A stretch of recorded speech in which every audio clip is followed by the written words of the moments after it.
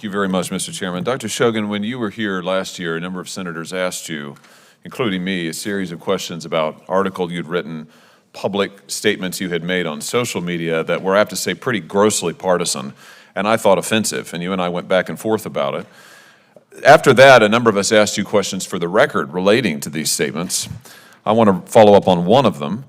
I, in particular, asked you to give us a full accounting of the public posts that you had made on Twitter. You had locked your Twitter account before you came before this committee. It had previously been public.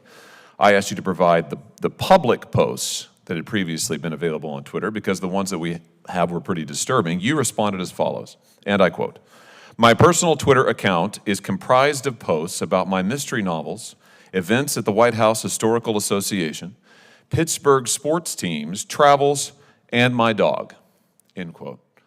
Hey everyone, welcome back to the channel. Today we have one of the most heated, jaw-dropping exchanges in a Senate hearing that I've ever come across.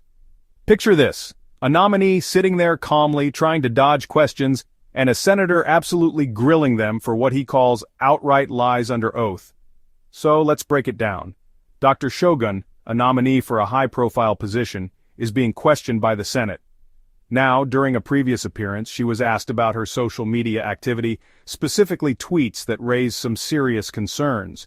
She claimed her posts were all about mystery novels, her dog, Pittsburgh sports teams, and other harmless topics.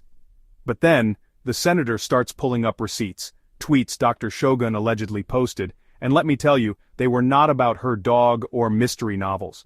From controversial statements about mask mandates for kids to opinions on gun laws, and even digs at political figures, the posts paint a completely different picture. End quote. Is this an accurate statement? Yes, Senator. I just remind you, you're under oath. Is this an accurate statement? Yes, Senator. Well, let's talk a little bit about your Twitter posts then that I was asking you about. On February 18th, 2022, you posted on Twitter bemoaning the dropping of mask requirements for children, including those under the age of 5. Do you remember that post? No, Senator. Those tweets were in my personal capacity. No. I asked you, would you give all public posts that you had made on Twitter? You said no, effectively, and you said that your Twitter posts consisted of mystery novels, events at the White House Historical Association, Pittsburgh sports teams, travels, and my dog. And you just told me now under oath that you stood by that. So now let's talk about your Twitter posts. On February 18th, 2022, you posted bemoaning the fact that mask requirements for children under the age of 5, one of whom I happen to have, by the way, had been dropped. Is that a post about your dog or sports teams? My social media is in my personal capacity, Answer Senator. my question, please, because you've testified under oath that you only posted about your dog and sports teams and novels, and you also said you wouldn't give this committee any of your public posts. So, is your post on February 18th, 2022, bemoaning the lifting of mask requirements for children under the age of 5, who I might just ask, all of the data has said is extremely harmful to children, these mask requirements? We'll leave that aside for now. Is that a post about your dog or sports teams? Yes or no?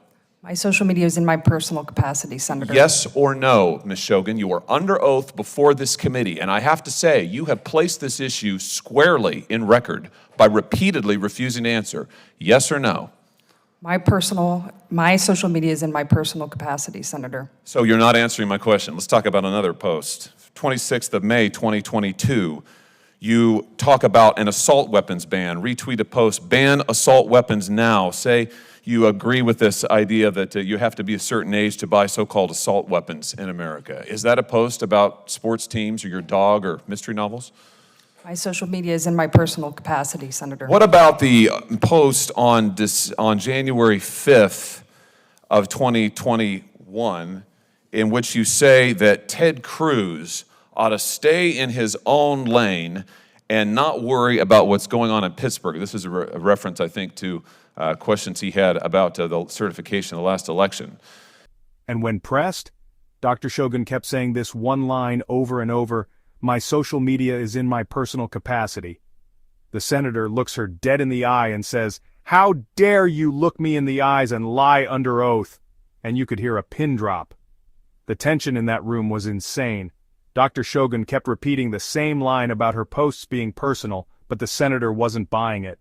He even pointed out that she had contradicted herself in previous testimonies. In a dramatic turn, the senator flat out said he would oppose her nomination. He called for action, accusing Dr. Shogun of misleading the committee and lying under oath, not just about her tweets but about transparency and trust in leadership.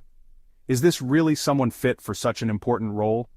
So, was Dr. Shogun unfairly grilled, or was the senator right to call her out?